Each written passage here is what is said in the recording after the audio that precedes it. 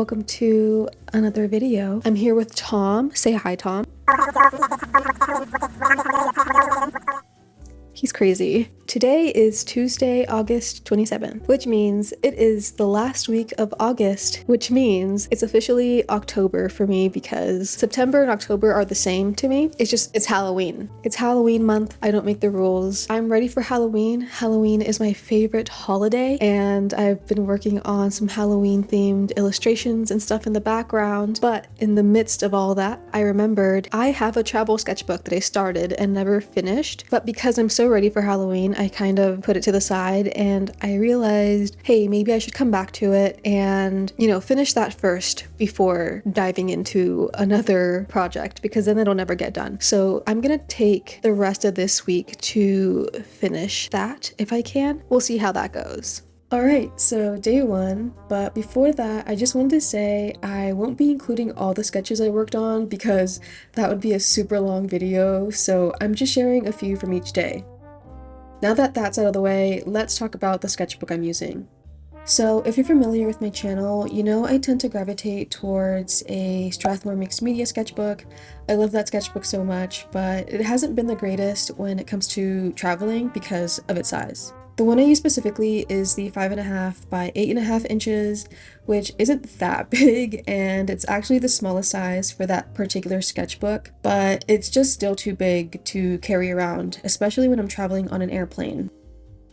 Considering I have limited space in my carry-on because I have other things I need to bring along, I wanted something that would fit in my art bag so I didn't have to worry about lugging around a sketchbook and a bag with art supplies. Instead, I would just have to worry about the bag itself. So I went with the 3.5 by 5.5 inch Stillman & Byrne Beta Series sketchbook. I've never used a sketchbook before, but it was the perfect size for my art bag. I liked how thick and textured the paper was, and it's super lightweight.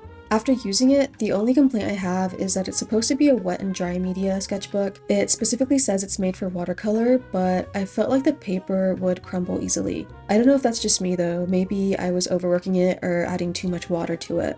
But besides that, everything else was great. The paper was so thick, you can't see through it, and no matter how dark of a color I used in the previous page, you couldn't see that in the next one.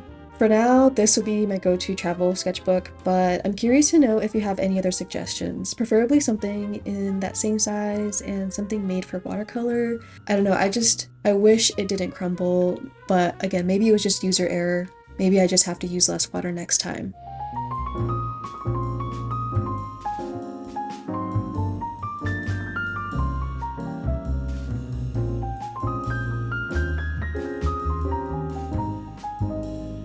What art supplies I used and why I used them.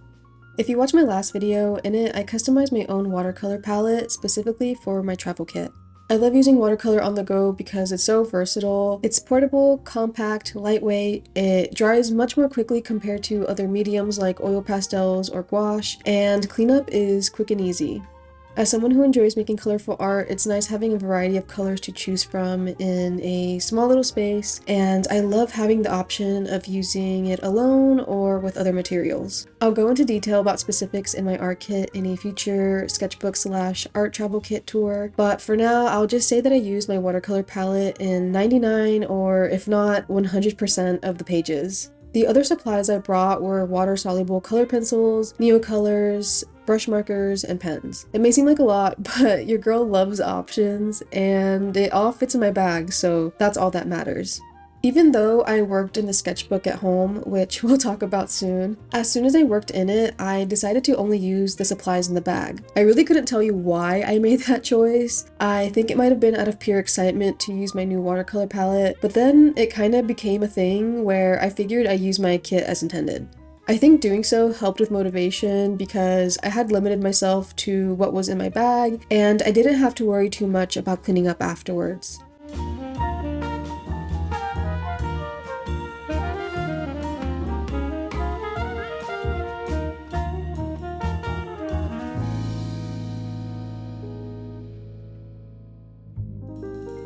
Okay, now that we have that out of the way, let's talk about my goals and intentions with this sketchbook.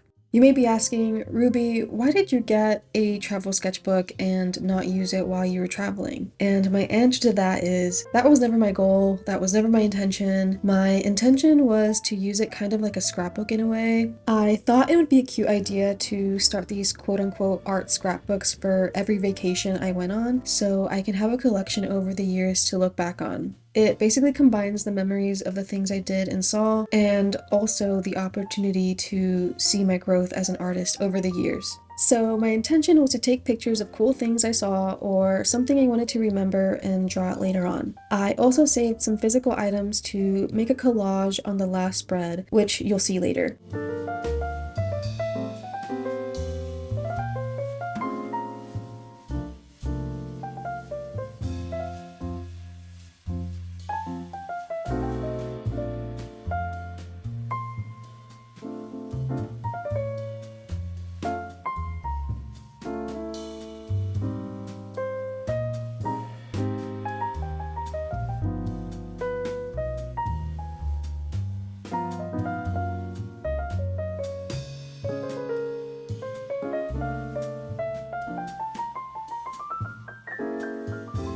So what was the point of bringing my art supplies on the trip? Well, I really only planned to draw on the flight to and from because flying is so terrifying and stressful to me, and drawing is a good way for me to distract myself. When it comes to traveling to new places, I'm the type of person who wants to do and see a lot of things, and stopping to even draw for a few minutes usually isn't part of that plan, especially when I'm traveling with others. It's always a go, go, go kind of situation, but if I really felt that itch to draw, it's nice having that option to do so. Now, does that mean I'll never intentionally use my travel art kit to make art outside of home? Well, no. This sketchbook was specifically for my trip to the PNW, so I wanted everything in it to relate to that. Now that I'm done with this sketchbook, my plan is to go buy another one and use it whenever I feel like drawing outside. Before this, I would carry around my art bag and my sketchbook, but now I'm excited to see what difference it makes to only have to worry about one thing. On top of that, I also plan on getting another sketchbook for any future vacation I go on, just like I did with this one.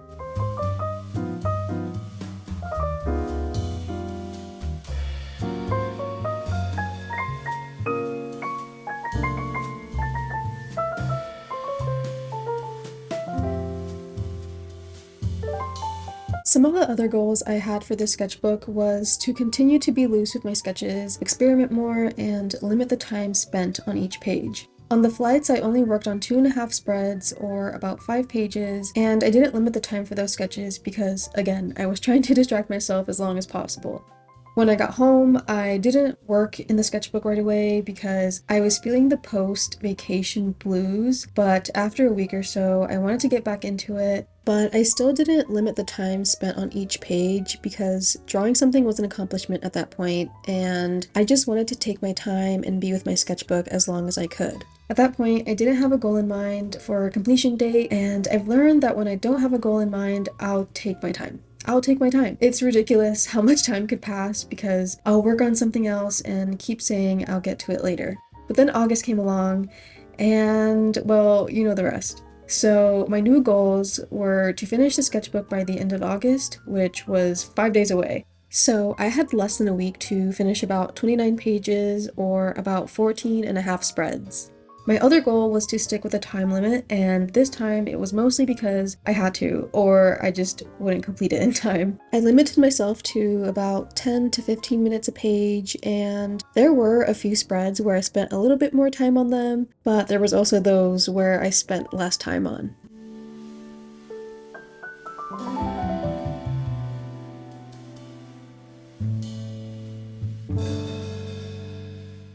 All in all, for me to complete this sketchbook in time, I had to work on about 6 pages a day, which equals to about an hour or an hour and a half of my day for the next 5 days, which was definitely doable, especially because I didn't have a lot to cover since it's a really small sketchbook.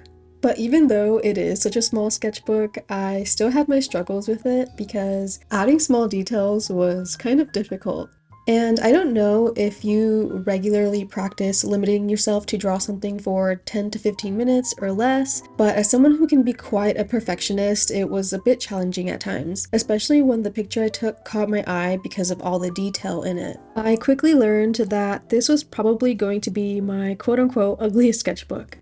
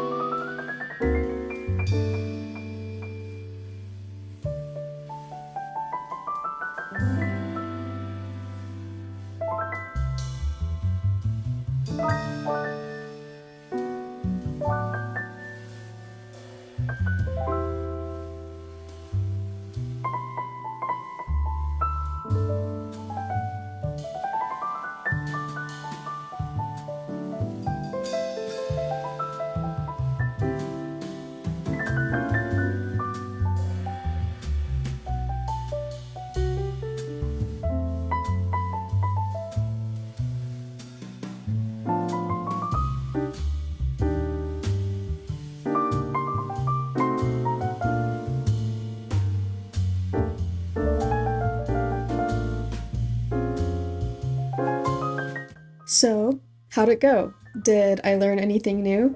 Well, those of you who are new here may not know that I've started and finished a whole sketchbook in under a month before. So this goal I had wasn't an entirely new challenge for me. And if you haven't watched that video, feel free to check it out after this one, of course. But I bring that up because I feel like I learned then that drawing every day wasn't something for me. I don't have the same energy every day, nor the motivation, and I feel like when I force myself to put something on paper, 95% of the time it always turns out like duty doo-doo caca. Then, with that result, it makes me not want to draw even more. However, the difference between then and now is that I only had to draw every day for 5 days, which passed by pretty quickly. And for the most part, my motivation and energy levels are pretty consistent. Of course, there are definitely a few pages that I really don't like, but there's also a lot of pages that I love that wouldn't have looked the same without that small added pressure. That time limit gave me the opportunity to experiment with different techniques and be okay with the messiness of some of the sketches. And again, as someone who struggles with perfection, because I was working with quantity over quality, I didn't get caught up in trying to make something look perfect, which helped a lot with accepting the ugly drawings that I would have otherwise beat myself up about.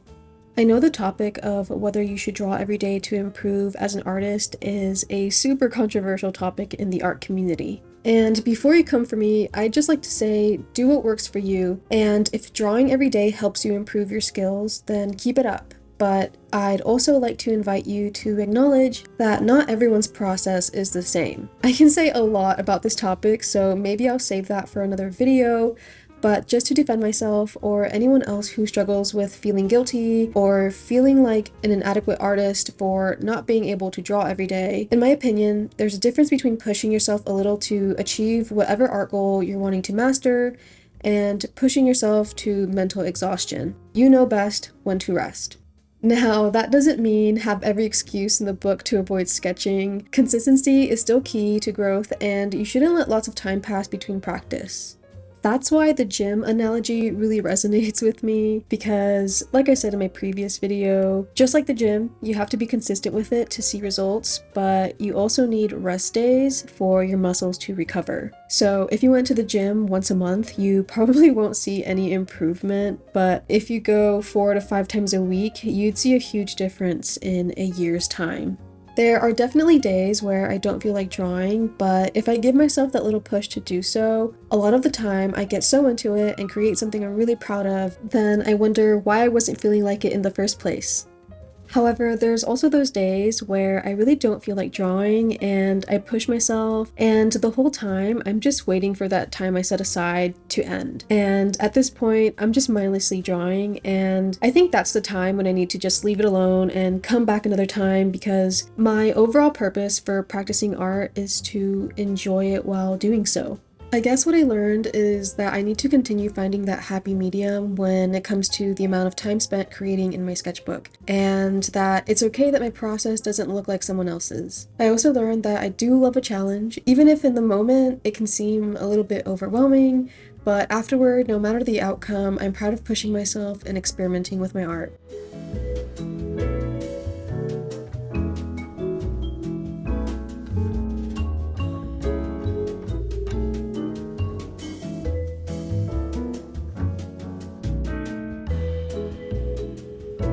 So would I do it again? Yes, I would. I think what really helped me this time around, even though the time frame was much shorter than last time, was the fact that I had a plan. I knew exactly what I wanted to draw, I knew what supplies I was going to use, and I knew it wasn't going to be perfect. In fact, it was probably going to be my quote-unquote ugliest sketchbook yet, which was fine. Taking part in challenges like these really helped me work on my perfectionism, which is a major struggle for me when it comes to making art, so this definitely isn't the last time I'll be doing something like this. In fact, I still have a blank sketchbook I haven't started yet, and I have some plans for it, so keep an eye on that.